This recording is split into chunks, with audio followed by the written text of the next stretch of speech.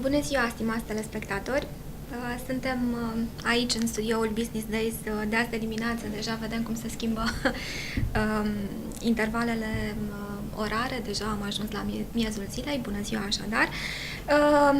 Am discutat puțin mai devreme despre educație, despre tehnologii, despre provocările tehnologiei moderne, avantajele și dezavantajele ei. De această dată vom vorbi despre talente. Tot am vorbit puțin mai devreme despre forța de muncă și despre atragerea talentelor, împreună cu domnul Dario Brivio de la Kilpatrick Executive Search. Și vă anunțăm că interviul va fi în limba engleză. So, welcome. Thank you. And let's talk about those talents. It's hard to find any talent on the market these days. Yeah, it's quite hard, but it's harder to define exactly what is a talent. Actually, I'm a headhunter, so usually my clients are asking me for finding the best talent on the market and to be able to attract them and bring this talent to their companies. But there's a lot of confusion and mistakes about the meaning of talent, because actually everybody is talking about talent, everybody is wishing for having talents. Yeah. But nobody is focusing on what talent is exactly. So I think that if we would like to analyze the potential challenges we have to face when you look for a talent, the first one is to define what a talent is. And the talent is nothing itself. A talent must be defined within a framework. And this framework would be made by the environment in which the person is going to work in, the people with the person that are going to work with the person, the cultural topics of the company, local, multinational, cross-functional, specific, whatever it is, the market field, and of course the targets that the company would like to reach together with the talent. So based on that, we can define an expectation about what type of talent are we looking for. And even the road that the person is going to cover will define what type of talent is going to be. For example, we can have a person who is extremely good in sell, but if we're looking for a purchasing manager, maybe this person is not going to be the talent we're looking for. So headhunting, especially when you look for a talent, is a game of defining the context and the framework. Given that, we move to the second challenge. So how to identify a talent. And this is really hard because especially... Why is that? Yeah, especially today in which everyone has a public image. Everyone is great on the web. I've never seen anybody on the web who is a disaster. Yeah, looking bad. Looking bad.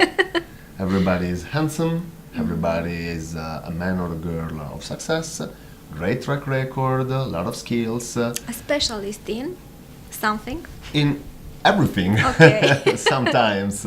So it's very hard to define exactly who is talented and who is not talented in a specific role or environment. And in that way, the difference is made by the interviewer. And the interviewer should be able to go a little bit over the technical skills and try to be able to go deep into the soft ones. Because actually what makes the difference between a good professional and a talented one is exactly the soft skills. And the ability of this person, before being a professional, to adapt himself and to merge himself with an organization and with a group of people, or a team, or a boss, or team members. And in that way, what is important is always to talk to my clients to understand exactly what are the values that move the organization, what are the targets they have in mind, what is, how is the team composed, and what type of personalities we have inside. So you should find a picture, actually. Yeah. Of A background picture. Yeah, a background. So something that is behind what everybody sees. Because exactly as the people, even all of the companies on the web are great, are performing, are doing well, are suitable. But every company has something behind. The perfect company doesn't exist. Exactly as the perfect professional doesn't exist. It's always a matching between skills, professional and personal, and expectations from the company, and what the company can offer to engage and attract the talent.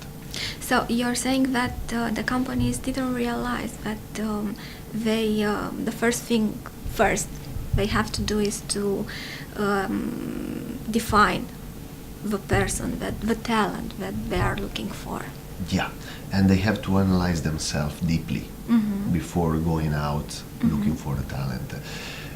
A lot of time, companies forget that a professional wedding is exactly the same of a personal one. It's made by two people. It's not only the company who chooses the person, but it's even the person who chooses the company and decides to engage himself in a professional project that ideally could be long-lasting and full of success for both of them. So I think that the company that would like to have a talent must put itself in a way to be suitable for him, to attract him, not only to judge him or evaluate him during an interview. It's a double-way reaction, it's a double-way feeling. And if the clicks, it's done. If not, it's better to avoid, always. So that's an advice for the companies. Yeah. And for those talents. Well, for the talent, Out there. my biggest advice is try to do what you like to do. Because as people, as professionals, we always forget that we spend more or less the 70% of our life working. Of course. Because if you think one day has 24 hours, we sleep 8 hours, it remains 16. 1 hour, 1 hour and a half, 2 hours to get to the office and back. It remains 12. And 8 of these 12, or even more sometimes, are in the company. It's our life. And so if we're not doing something that makes ourselves happy, we're going to have big troubles and big problems. So it's not only a matter of the company that pays more, the company that have the nicest environment or whatever else. It's exactly what we are going to do if it's something that makes us happy, that makes us feeling important, special, unique. And I really think that when you are so engaged in a role, in a company, in a project, your performance go up 150% more than in another environment. So the advice for the talent is think a lot about the type of job, the type of company, the type of people you're going to work together with, because this is going to be your life. And a happy life means a happy person. Happy person is a happy professional, and a happy professional is highly performing. We are in October. Yeah. How many talents have you found this year? Well, Or have you searched and have you found? I think that up to date we have managed more than 100 of executive searches. That means managerial position. And usually when a company is looking for a manager, even if it's a middle one, a top or an executive one, they're looking for a talent, because managers are the focal point of an organization. So have been looking for more than 100 talents in 2016. How many I found? Hopefully all of them. We should ask my clients about that. But if you move in the way I have explained before, so not to look for a talent itself on a pure theoretical way, but you put an eye on the context and on the personal skills of the people, I think that until now I found more than 100 talent. And about the domains. Are they in the IT field? Are they in the product? Well, overall, I mean, actually, as Kilpatrick Executive Search, we are a generalist company, so our core expertise is managers. Then we don't have practices inside because we usually headhunt globally, so we have to be open to each type of company and each type of environment. What is common between all of our clients is that they are extremely international. So they are doing global business and they need people with a global mindset and with a global approach. That means to be able to be extremely flexible in respecting all of the different cultures, but at the same time maintain a unique approach that can aggregate all of them. So actually the big challenge that I always face working with my client is exactly to find that. People who are not thinking, acting and behaving locally, but they're doing it globally. But you already said that you find more than 100. So they exist. Yeah, absolutely. They exist. They exist, definitely. Fortunately, they exist. Otherwise, the companies are going to bankrupt. Oh. For Yeah, sure. it's... If you have an international spirit, but your people as a local one, you're going to be really, really, really in trouble. So a lot of people have this type of approach. So when you have this approach, it's not important the technical skills you get, because you can learn technical skills, but you cannot learn the mindset.